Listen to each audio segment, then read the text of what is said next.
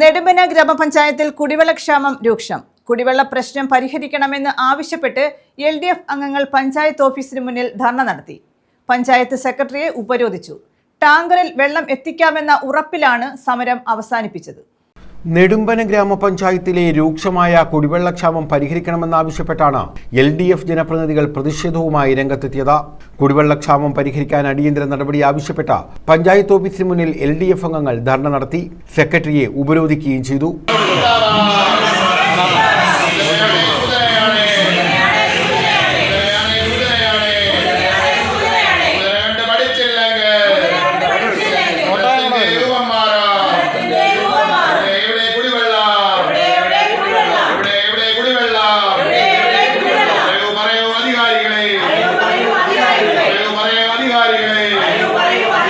ടാങ്കറിൽ വെള്ളം എത്തിക്കാമെന്ന ഉറപ്പിലാണ് സമരം അവസാനിപ്പിച്ചത്.